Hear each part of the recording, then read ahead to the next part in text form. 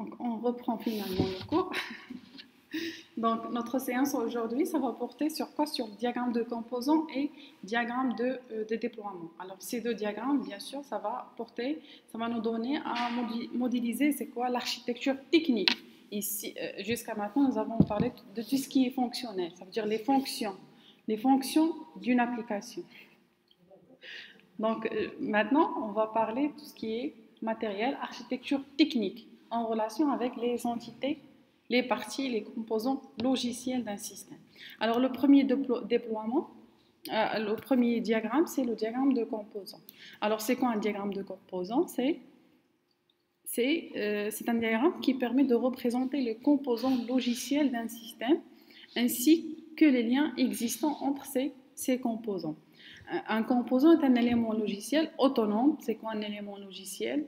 Il doit être autonome, remplaçable et réutilisable, qui fournit ou reçoit un service bien précis.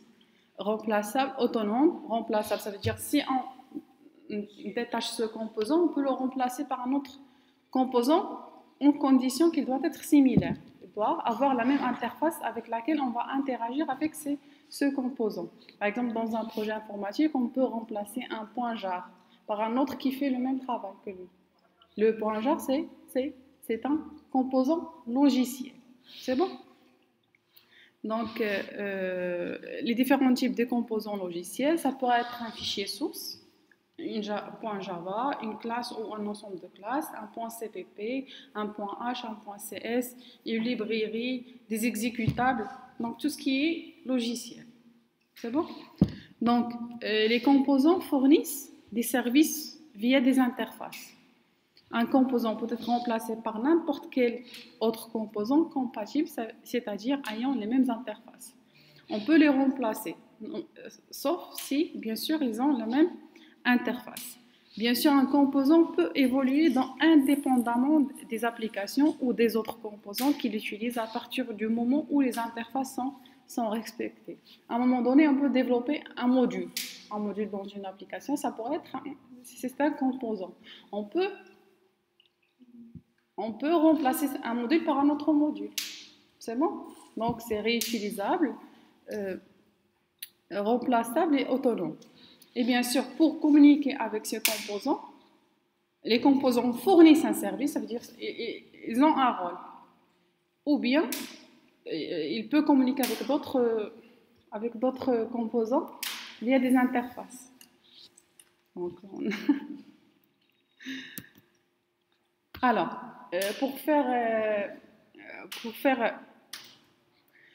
pour vous approcher la notion de composant, on prend parallèlement un exemple qui est les composants d'un ordinateur. Un ordinateur est composé de carte mère, de clavier, d'écran, etc. Ce sont des composants. Dans un PC, par exemple, qui est un PC desktop, on peut remplacer le clavier. On peut remplacer le clavier par un autre clavier, à condition le port avec lequel il se connecte, il doit être compatible avec le PC. C'est ça la notion de composant. C'est bon? Et on peut remplacer la souris par une autre. On peut remplacer une carte mère par une autre. Sauf, bien sûr, dans le sens de garder cette compatibilité. Ils doivent avoir l'interface. L'interface, c'est le point de connexion entre deux composants. Une interface qui permet... Oui, c'est le port. C'est ça. Donc, tous ces éléments du PC, ils sont remplaçables par un autre composant, pas forcément identique, mais il fait le même service. Il donne le même service, il peut se connecter à l'ordinateur du même port. Il doit avoir le même port, par exemple. C'est bon? Donc, ça rentre dans le cadre des interfaces compatibles. Cet exemple-là, c'est juste illusion, c'est juste pour vous rapprocher la notion de composant. Ici, nous avons parlé des composants de quel type? Matériels. Ici, ce sont des composants matériels. Le diagramme de composants, il représente quoi? Les composants logiciels. C'est bon? Parce qu'en UML, les composants ne sont pas des éléments matériels, mais des éléments logiciels qui, par contre, ces éléments logiciels, ils sont déployés où? au matériel. Voilà, comme le PC. Le PC là, sans le système d'exploitation, c'est un matériel. Mais avec le système d'exploitation, qui est le logiciel, qui fait tourner ce matériel-là. Donc les composants logiciels sont déployés sur du matériel. C'est bon? Donc le diagramme de déploiement, ça va nous représenter le matériel, et le diagramme de composants, ça va nous représenter le logiciel. Mais le diagramme de déploiement, il va nous montrer le matériel et peut nous montrer aussi le logiciel exécuté sur le matériel. C'est bon? Donc, c'est une notion, on ne va pas rentrer plus sur des détails, il faut garder juste les concepts parce que vous l'aurez besoin. On aimerait bien voir ça pour avoir des rapports, bien sûr, bien professionnels, pour représenter, pour modéliser l'architecture technique d'un projet. Parce que c'est intéressant. Si vous faites un projet en informatique, il y a la partie conception, fonctionnelle, les fonctions, les exigences fonctionnelles, mais il y a aussi les exigences techniques. Il y a l'architecture technique. Le système est composé de quoi? Quels sont les différents composants? Donc ces deux diagrammes, ils nous permettent de schématiser, de modéliser ce concept-là. C'est bon? Alors, bien sûr, un composant, il est représenté par quoi? Par son nom, le nom du composant, et bien sûr, on peut rajouter un stereotype. Ça veut dire ce composant, il est de quel type? Est-ce que c'est un document? Est-ce que c'est un exécutable? Est-ce que c'est une table de la base de données? Est-ce que c'est un fichier? Est-ce que c'est un document? Donc, on peut rajouter le stéréotype en dessous ou bien en dessus du nom du composant. Il y a trois manières de représenter le composant. Voici la première manière. On fait le stéréotype et avec un petit rectangle et le nom du composant. La deuxième manière, on fait un rectangle, le nom du composant, et à droite, on peut rajouter un autre rectangle qui modélise, qui donne la notion que c'est un composant logiciel. C'est bon? Ou bien, la troisième représentation, on fait un rectangle avec des petits rectangles à gauche et le nom du composant. C'est bon? Oui? Oui? Il nous montre les différents composants d'un logiciel.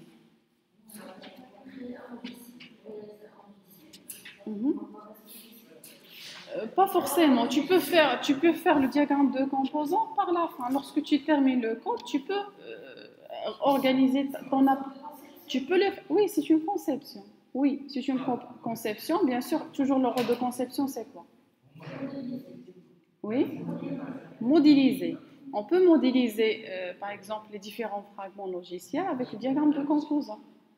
Ou bien, par exemple, voilà, on est en train de présenter notre projet. Le projet, on a une application web qui est déployée sur un serveur application, qui est aussi en interconnexion avec un serveur web. Et le web, bien sûr, pour accéder à l'application, on a besoin d'un navigateur sur un PC. Donc, on peut modéliser ça, on peut schématiser ça. C'est bon? Que ce soit avant ou bien après. Il est toujours utile. Parce que l'UML, c'est un langage qui permet de, bien sûr, modéliser les différentes étapes d'un projet informatique. C'est bon? Je vais vous montrer un exemple réel vers la fin. Alors, bien sûr, les interfaces, il y a deux types d'interfaces. Il y a une interface requise et une interface fournie. Interface requise, ça veut dire c'est le service fourni aux composants pour qu'ils fonctionnent au sein d'un système. C'est une interface nécessaire. Par exemple, un clavier pour se connecter à un PC, il a besoin. C'est quoi l'interface? Oui, ce port USB ou bien ce port qui se connecte avec le PC.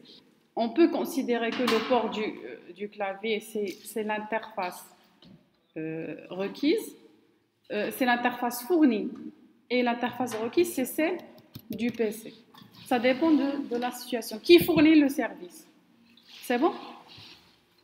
L'interface requise, c'est l'interface offerte par l'autre pour que je puisse faire mon travail. Quoi? Ici, c'est le matériel, même si ça ne rentre pas dans le... Oui. Oui, c'est ça. Toujours le fourni, c'est l'interface qui nous permet de se connecter à l'autre. Ça veut dire fourni, il est fourni par l'autre. Non, requise, pardon. C'est la requise qui est fournie par l'autre. Fourni, c'est moi qui le fourni, c'est le service offert par le composant. Oui. Et la requise, c'est l'interface fournie par l'autre. Oui, c'est le service fourni par l'autre. C'est bon? Oui, c'est bon. Donc, on verra ça. Donc, pour modéliser ça, on utilise quoi? On utilise une flèche en pointillé sur laquelle figure le stéréotype use. Ça veut dire lorsque j'utilise une interface fournie par l'autre, qui est requise pour moi. C'est bon?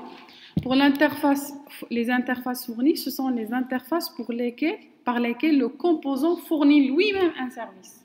C'est lui qui fournit ce service-là. C'est bon? Et bien sûr, il est modélisé par Realize. Donc, il y a bien sûr les interfaces, il y a 3 manières de les représenter. La première manière, on fait le nom du composant et on liste quelles sont les interfaces nécessaires.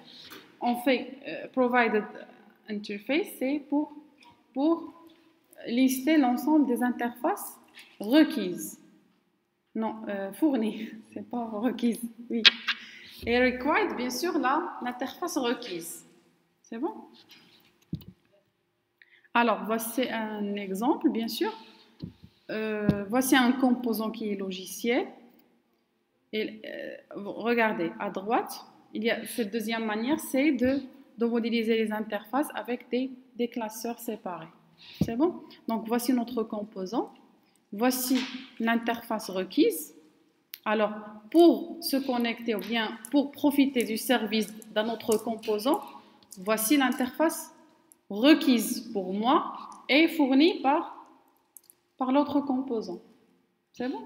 Donc, pour la modéliser, on fait une flèche pointillée, on utilise le stéréotype ou bien le use. L'autre, ça veut dire l'interface que je fournis, le service que je fournis, on utilise Realize. C'est l'interface avec laquelle les autres se connectent à mon service. C'est lui qui fournit, oui. Je suis le composant. C'est quoi le service que je fournis? Donc, c'est l'interface fournie.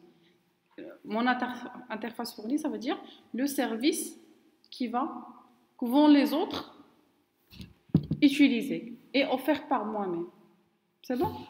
Donc, c'est ça la notion en général. On peut modéliser, bien sûr, les interfaces de la deuxième manière ou bien de la troisième manière, en utilisant les connecteurs d'assemblage. Regardez, toujours les mêmes composants, on rajoute seulement des ports. Regardez en rouge, des ports publics. Et à droite, c'est l'interface requise. Elle est modélisée par un arc. C'est une interface requise.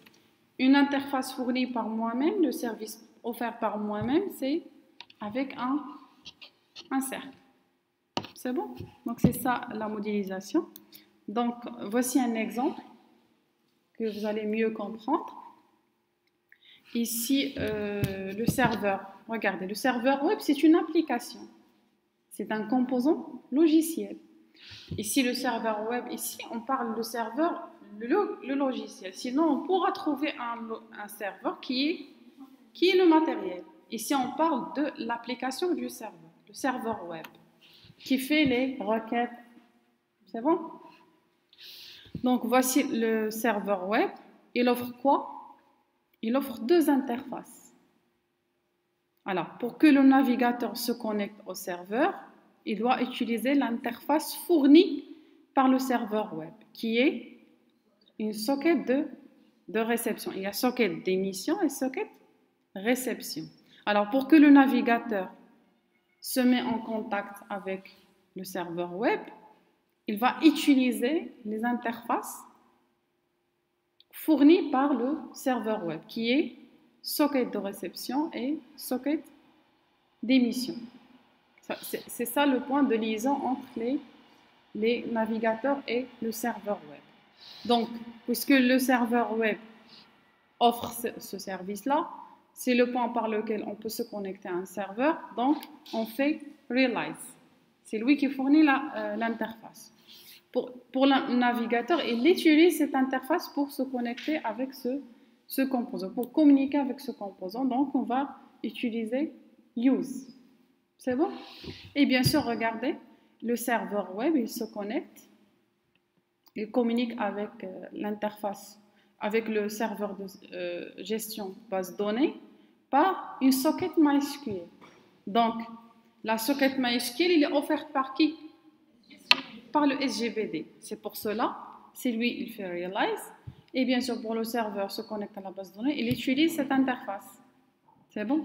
Donc, pour le serveur web, ça va être use. C'est bon? Donc, voici, ici, en utilisant un classeur séparé. Ici, la deuxième représentation, c'est la même. Sauf qu'on utilise les connecteurs d'assemblage.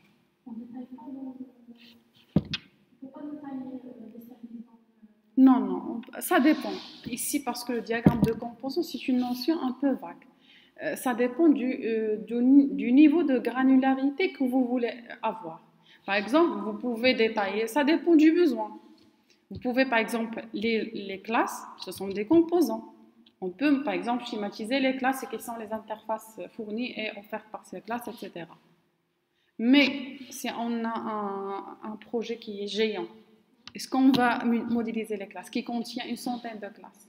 Est-ce que ça va être intéressant? Donc, le composant, dans ce cas-là, il va être quoi? Un module ou bien une application, etc. Donc, la notion du composant, elle est relative. Ça dépend de la granularité que vous souhaitez. La taille du projet, ça dépend du contexte. C'est pour cela que c'est une notion qui est relative. C'est bon? Mais ici, bien sûr, on va retenir l'essentiel. Pour vous, en tant que futur ingénieur, vous allez faire des projets, vous allez faire des stages, vous allez travailler sur des applications. Bien sûr, vous allez présenter c'est quoi l'architecture technique d'un projet. Alors, pour la faire, il faut utiliser le diagramme de déploiement. Le diagramme de déploiement, bien sûr, il représente aussi les composants logiciels. Donc, retenez l'essentiel. Pour les composants, si on veut vraiment détailler jusqu'à la couche basse, ça dépend de la taille du projet. Donc, le niveau de granularité, ça dépend de la taille du projet. C'est bon? Et ce que vous souhaitez représenter. Imaginez les jars, les librairies, etc. Ce sont des composants. Si on veut les modéliser, si on a un jar ou deux, c'est bon, ça marche. Si on a des centaines, donc ça dépend. C'est bon?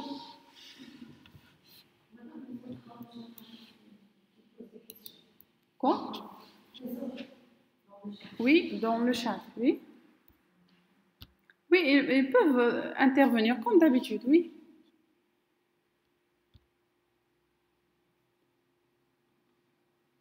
Je veux poser une question. Oui, oui, Khadija, oui. Vas-y. Ah, pardon. C'est moi oui. Oui, Khadija, oui, vas-y. Oui, c'était au niveau. Est-ce qu'on pourrait revenir sur le diagramme de composants? Parce que oui. Il y a une partie que je n'ai pas bien compris. D'accord, c'est bon. Voilà, sur le navigateur, et ce que vous avez vu, je n'ai pas bien compris, entre le navigateur et le serveur web. Alors, type de... pour le navigateur et le web, ce sont des composants logiciels. Est-ce que vous êtes d'accord? Oui. Ce sont des composants logiciels. Alors, qu'est-ce qu'on avait dit? Alors, un composant logiciel, soit il offre un service, soit il fournit un service. Alors, ce service-là, ça s'appelle interface. L'interface, c'est le point de la liaison entre navigateur et serveur web. Alors, pour que le navigateur puisse se connecter ou puisse bénéficier des services du serveur web, il doit se connecter en utilisant son interface. Son interface qui permet de faire la liaison entre le navigateur web et le serveur web, c'est la socket d'émission. La socket d'émission, c'est une interface. C'est bon? Donc, puisque le serveur web, c'est lui qui offre cette interface, on fait realize. C'est une interface fournie par le serveur web. Le navigateur, il utilise cette interface. Donc, c'est une interface requise pour lui. C'est clair, Khadijatou? Oui, madame, c'est clair, mais j'arrive pas à faire la différence entre la représentation du haut et la représentation du bas.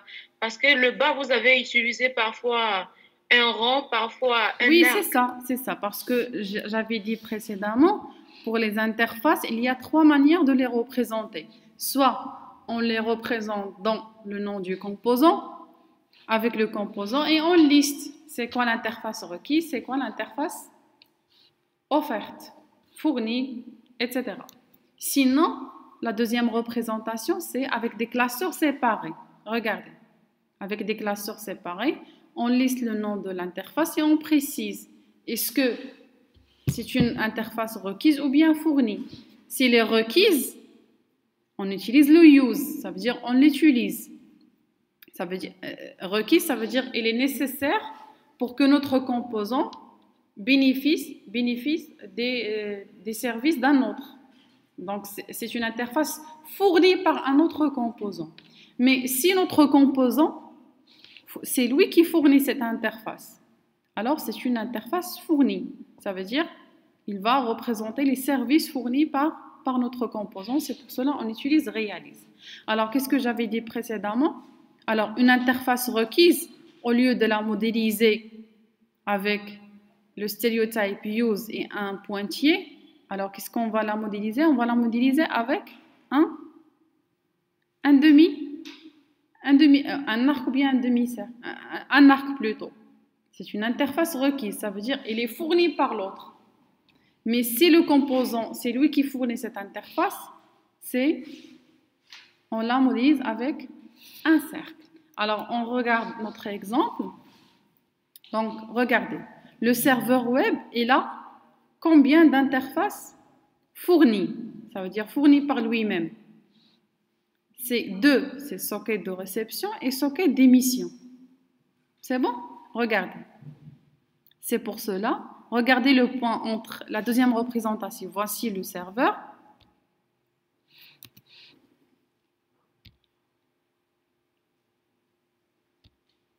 Donc, voici notre socket. Voici l'interface. C'est le point de liaison entre les deux composants. Voici son nom. C'est socket de réception. Alors, cette socket de réception, c'est une interface. Elle est offerte par qui? Par le serveur web. C'est pour cela, du côté du serveur web, elle est modélisée par un cercle. Un cercle plein. C'est bon? Et c'est une interface requise par le navigateur. C'est pour cela, du côté navigateur, on utilise un arc. C'est clair, Khadijatou? Madame. Oui? Oui.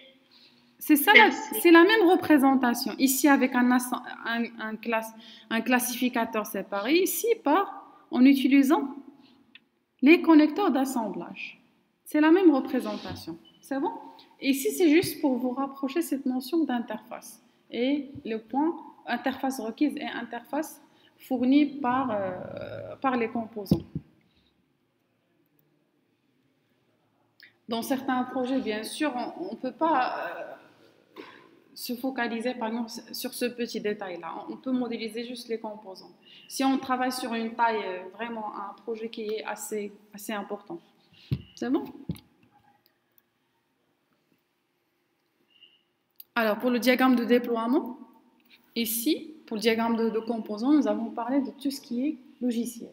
Les composants logiciels. Ce qu'on avait dit, ça pourrait être une classe, ça peut être une librairie, ça peut être un point DLL, ça peut être un ensemble de classes, ça peut être un module, ça peut être une application. Donc, ça dépend de la taille et du niveau de granularité souhaité dans le projet, bien sûr. C'est bon. Donc, nous avons parlé de tout ce qui est logiciel. Maintenant, on va parler du diagramme de déploiement. Alors, pour le diagramme de déploiement, c'est quoi? C'est un diagramme qui permet de représenter la disposition physique des ressources matérielles qui constituent le système et montre la répartition des composants, éléments logiciels qui s'exécutent sur ce matériel. Il montre la disposition physique. Pour une application web, on a besoin de quoi? On a besoin d'un serveur qui est physique, qui contient une application du serveur qui est logiciel. L'application doit être déployée sur ce serveur. Elle doit être déployée sur le serveur application qui est en communication, bien sûr, avec un serveur web. Et pour que l'application communique, bien sûr, avec les postes des autres, des utilisateurs. Les utilisateurs utilisent quoi? Utilisent un PC. Un PC, c'est un matériel. Et bien sûr, pour se connecter à l'application, le matériel, il doit avoir quoi? Il doit avoir le logiciel pour pouvoir se connecter au matériel. Par exemple, le navigateur. Le navigateur, c'est un composant logiciel sur le PC qui est un composant, qui est une ressource matérielle, ou bien on peut dire un composant matériel. C'est clair? Donc c'est ça le rôle du diagramme de déploiement. Alors, les éléments bien sûr du diagramme de composants, ça s'appelle des nœuds. Ils représentent tout ce qui est... Oui, oui, les éléments du diagramme de déploiement. Oui, c'est juste une petite erreur ici.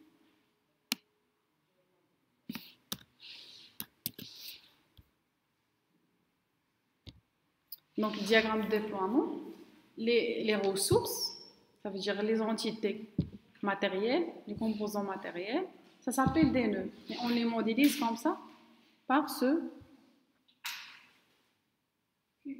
cube. Par ce cube-là, il porte. Ça peut porter le nom. Est-ce que c'est un device? Est-ce que c'est une imprimante, par exemple? Ça veut dire le nom, son stéréotype. Ou bien, ça peut contenir directement le nom. C'est bon? Et bien sûr, les devices, ou bien les ressources matérielles sont connectées. Il y a une liaison. Par exemple, entre le PC et l'imprimante, c'est quoi la liaison? Un câble USB. C'est bon? Par exemple, entre un navigateur web et serveur web, c'est quoi la liaison? Ça dépend, mais il y a un protocole. Le protocole HTTP/HTTPS. C'est bon? Donc, le deuxième élément, c'est les chemins. Le chemin de communication. C'est le chemin de communication. Ça veut dire le type de liaison entre les ressources matérielles, bien sûr. Alors, ici, c'est une architecture technique réelle, d'un projet réel au sein d'une entreprise. C'est bon? Donc, l'architecture de l'application, ça s'appelle Smart Team. L'architecture de l'application est constituée des ressources suivantes. Les clients web. Le client web nous permet de quoi? Il représente les navigateurs web avec lesquels se connectent les différents collaborateurs à l'application. Ici, parce que c'est une application au profit d'une entreprise, pour gérer les imputations d'une entreprise. Ça veut dire les collaborateurs qui se connectent à cette application. Ils vont se connecter, bien sûr, en utilisant des clients web qui est les navigateurs. C'est bon? Et on a besoin d'un serveur Unix Windows. Il représente quoi? Il représente le serveur dans lequel est déployée l'application. Ce serveur, il héberge deux serveurs. Un serveur web Apache et le serveur application Tomcat. C'est bon? Alors, les deux serveurs, bien sûr, sont fusionnés. C'est Apache Tomcat. C'est bon? Ils ont une version X.X parce que ça change. Ça dépend le projet est réalisé dans quelle date. Est-ce que c'est maintenu ou non? Donc, une version X.X, peu importe. Alors, le serveur Unix ou Windows doit être accessible aux utilisateurs sur un réseau LAN ou WAN.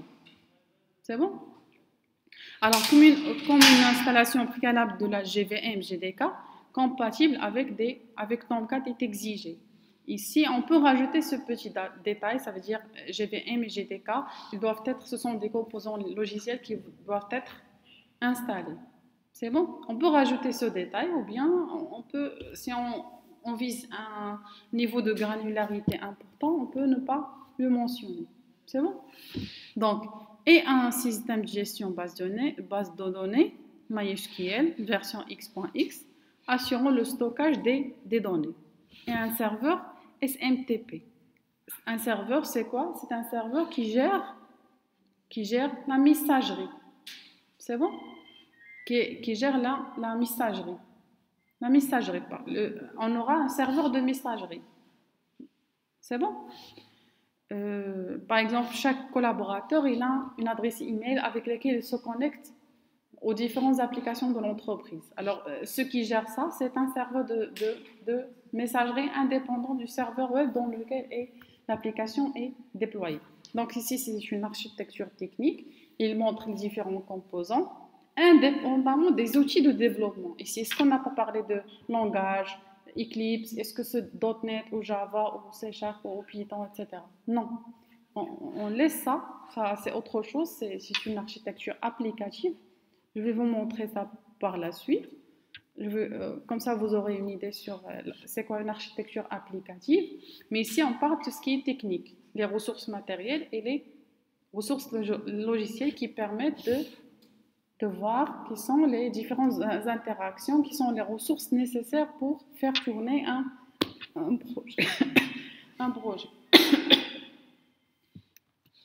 Alors, voici cette architecture technique. On peut la modéliser comme ça.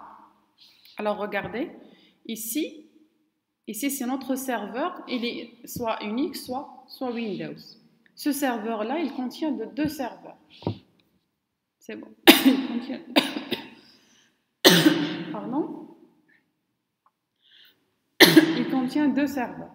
Un serveur web et un serveur application. Alors, notre application, elle est déployée sur le serveur d'application, bien sûr. Et tout ça, bien sûr, ces deux serveurs, c'est un seul serveur qui est le serveur Tomcat. C'est bon? Apache Tomcat. Donc, voilà, notre application, elle est sur ce serveur-là. Alors, pour accéder à notre application, pour se connecter à l'application, bien sûr, on aura besoin des PC. Les PC se connectent à cette application via le protocole HTTPS. Et l'application, bien sûr, le serveur où l'application est déployée communique avec le serveur de messagerie. Regardez, en utilisant le protocole SMTP. Et notre application, qui est bien sûr installée sur ce serveur-là, il communique avec... Il a besoin de se connecter à un serveur base de données. Donc ici, c'est un schéma de l'architecture technique d'un projet, d'une application qui est réelle. C'est bon? C'est une architecture technique, ça veut dire qu'on présente le chemin des données. Parce qu'on a parlé de l'architecture technique. Oui, c'est ça l'architecture technique. L'architecture technique, ça veut dire quels sont les différents composants matériels nécessaires. Il contient quelle application, quel composant logiciel et c'est quoi le type de la communication. Il doit être assuré par quoi? La communication entre le PC et le serveur, ça se fait via un protocole HTTP/HTTPS. La communication entre le serveur et le serveur messagerie se fait via le protocole SMTP.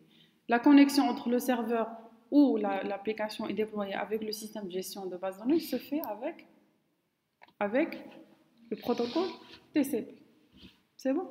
Ça, c'est l'architecture technique. Le diagramme de déploiement, c'est l'architecture technique. Il modélise l'architecture technique. Ici, on utilise des schémas simples pour se rapprocher ça à l'idée. Mais bien sûr, l'UML, c'est un langage modélisé. Bien sûr, les praticiens le comprennent. Donc, comment on peut modéliser cette architecture technique en utilisant le diagramme de déploiement? Le diagramme de déploiement, il permet de modéliser cette architecture technique. Mais en utilisant ces normes, le composant avec le cube, etc. C'est bon? Alors, ici, voici. Donc, voici c'est une architecture technique de l'application SmartTeam sur le diagramme de déploiement, exprimé dans le diagramme de déploiement. Donc, ce qu'on a exprimé avec les symboles simples, etc., nous l'exprimons avec le langage UML. Donc, voici notre application, elle est déployée. Regardez, c'est un composant. Ici, notre application, c'est un composant logiciel. Déployé ou bien exécuté sur le Tomcat. Le Tomcat qui est un serveur d'application. Le serveur Unix Windows qui est le logiciel, le device, ça veut dire le matériel, il a deux serveurs. Un serveur web, Apache, et un serveur application. Et bien sûr, ces deux-là, ce sont des composants exécutés sur le serveur Unix Windows qui est le matériel. Alors, et bien sûr, regardez, les collaborateurs, ils se connectent à cette application en utilisant les PC. Le PC, c'est une ressource matérielle. Et bien sûr, c'est quoi le composant logiciel qui doit figurer, qui doit exécuter sur ce composant matériel pour pouvoir se connecter à l'application? Ce sont les navigateurs clients, que ce soit Firefox, Chrome, etc. Ça dépend. C'est bon? Et bien sûr, pour ce navigateur-là, regardez, on peut utiliser Chrome, on peut utiliser Firefox, etc. Ça veut dire, ça représente la notion que le composant, il est remplaçable. C'est bon? On peut le remplacer. Et bien sûr, notre serveur-là, il communique avec la base de données. La base de données, elle est dans un serveur qui est le matériel, mais il y a un logiciel là-bas, exécuté sur ce matériel-là qui est, ici, on va utiliser MySQL. Système de gestion de base de données MySQL. On peut utiliser un autre. C'est bon? Donc, on voit qu'il y a le diagramme de composants dans le diagramme. Oui, le diagramme de déploiement de composants, c'est le diagramme de composants, il schématise tout ce qui est logiciel. Mais le diagramme de déploiement, il schématise tout ce qui est matériel et les logiciels exécutés sur ce matériel-là.